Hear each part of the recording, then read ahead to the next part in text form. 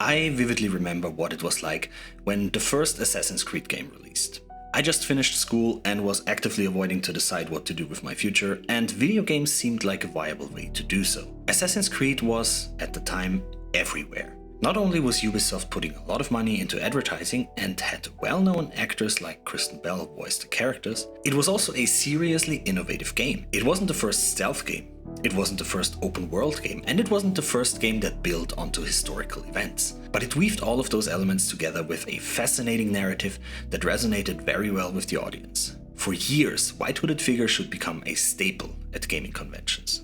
However, a lot of fans agree that many newer entries in the series, while they are not bad games at all, do lack the charm and fascination the older titles in the series were able to communicate. Assassin's Creed Mirage was the first mainline Assassin's Creed game that wasn't even nominated for any game awards of its year, which might be because 2023 was a very strong year with many other amazing games releasing, but it seems like the interest in Assassin's Creed is not the same as it was 15 years ago.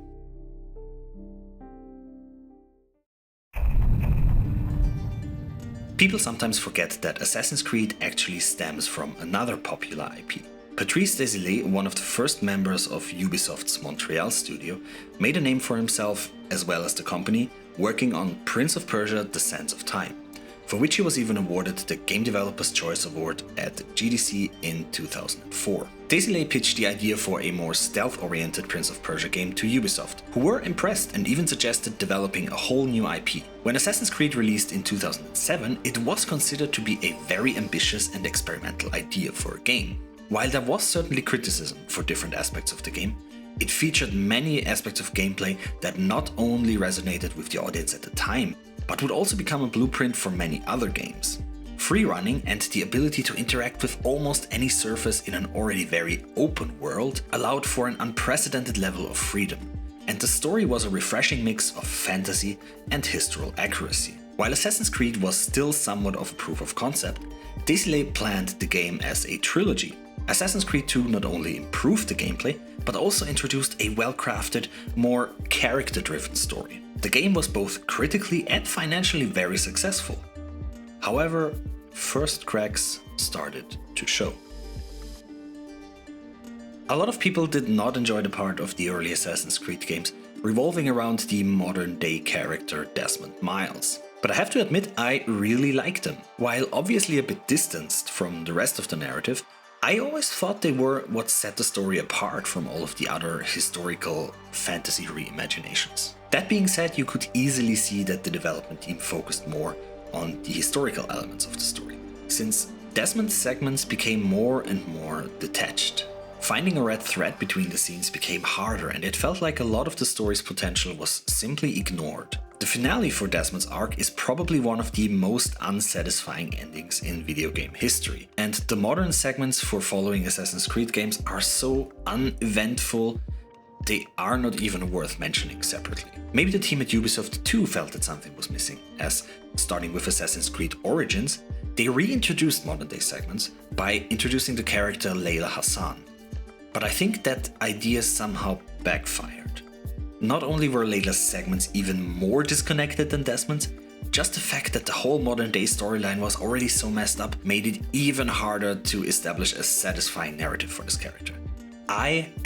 I guess many other players, appreciated the effort, but in the end it just didn't work out.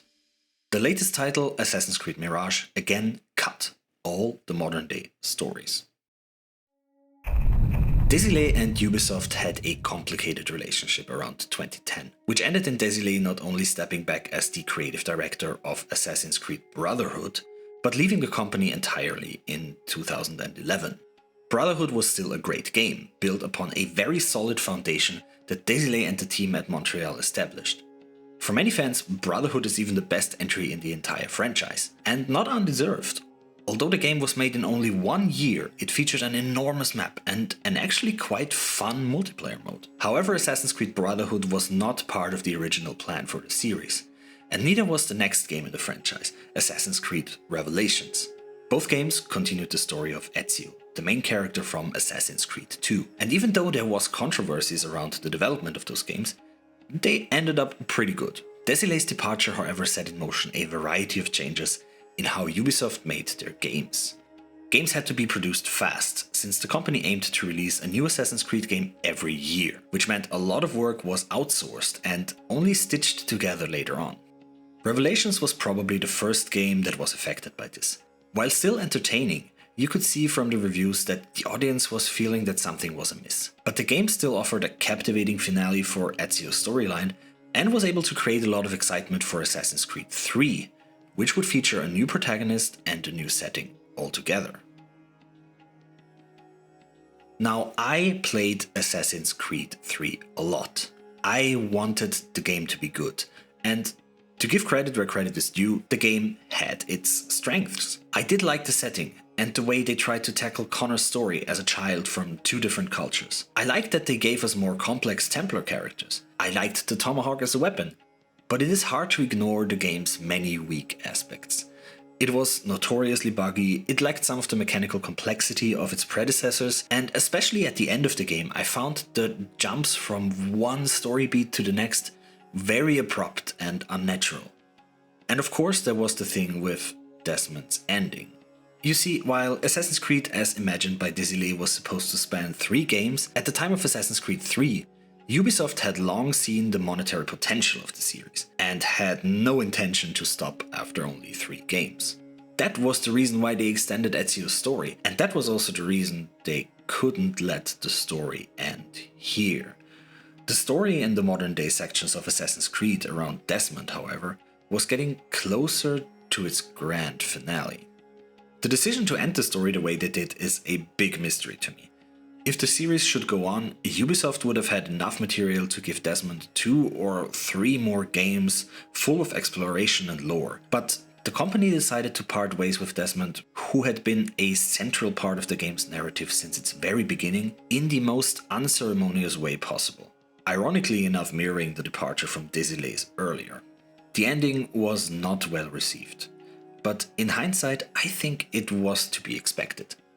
Desmond's sections did not live up to its potential, especially in Revelations and AC3, which I think is a shame, since having a modern day contrast to the historical setting was, for me, what made the series special.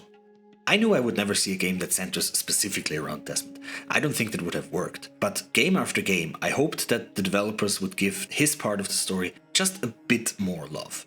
I don't think that the audience didn't like Desmond as a character or the modern era as a setting. I just think the gameplay of those parts seemed drastically different from what the rest of the game was. And at times it was just kind of distracting. I have one thing to admit. I haven't played most of the new Assassin's Creed games. At least not all the way through. I tried them with friends and watched some playthrough videos in the background while working, but I found that I had no real desire to play them myself. They seem like really nice games, and I am sure there are tons of people who enjoy playing them. I can understand that, and I'm happy for everyone who does. But I can't help asking myself, does that really need to be an Assassin's Creed game? Does this really contribute to the world, the brand, or is it just an appeal to players' nostalgia? A cheap trick to get you into just giving it a try, only to find out that, yeah, it's not bad, but Desmond's ending was, to me, a great analogy to how Ubisoft treated its games for the last few years. It was there, it was okay, but it felt like some spirit was taken away from it. And for a lot of players, Assassin's Creed ended up being just another game in the yearly rotation. And while they were a financial success, just by looking at the numbers you know that more people are playing those games, you don't see any white-hooded figures on conventions anymore. Desmond's death was in a way also the day Assassin's Creed died.